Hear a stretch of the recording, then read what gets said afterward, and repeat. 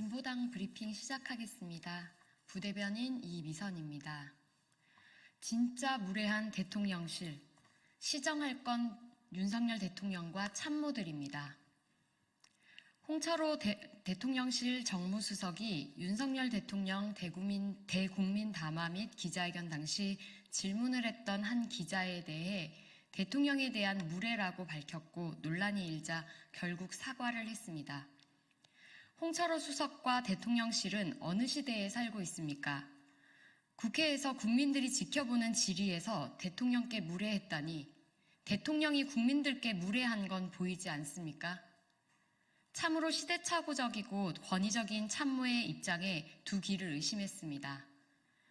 이렇게 대통령 심기 경호만 하는 참모들이니 국정 운영이 이 모양이구나 싶어 참담합니다.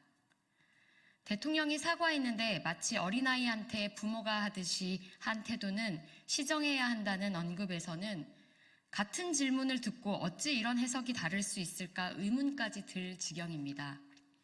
대통령실의 망상이 심각합니다. 대한민국은 민주주의 국가입니다. 기자는 국민을 대신해 취재원인 대통령에 질문을 한 것입니다. 그것이 언론의 사명입니다. 이조차 심기가 불편하다면 그냥 그 자리에서 내려오시면 됩니다. 해당 기자회견은 대통령이 현 상황을 타개하고자 자발적으로 잡은 기자회견 아닙니까?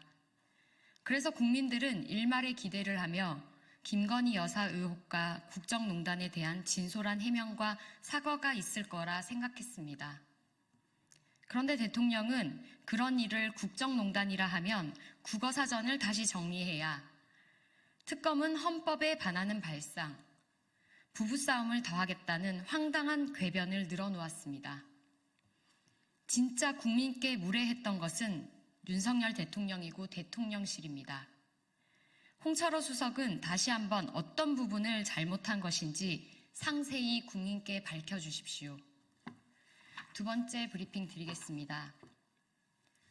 안전한 일터 지키자는 철도노조 투쟁은 태업이 아니라 준법입니다. 정당한 노조활동 침해하지 마십시오.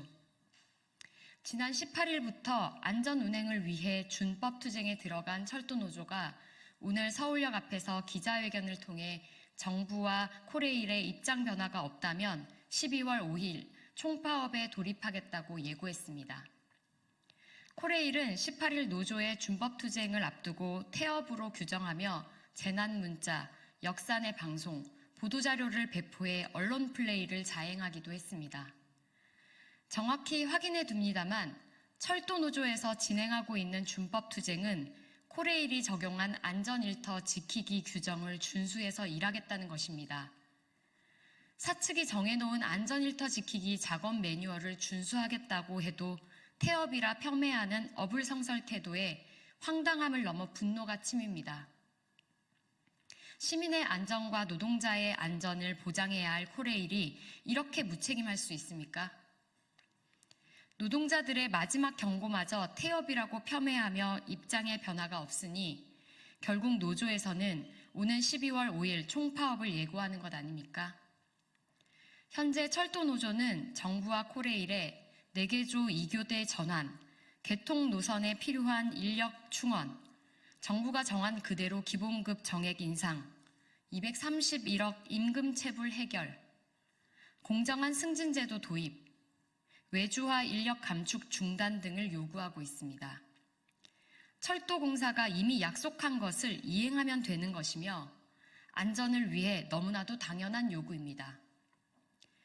코레일은 절대 시민의 안전과 불편을 노동자들 탓으로 돌리지 마십시오.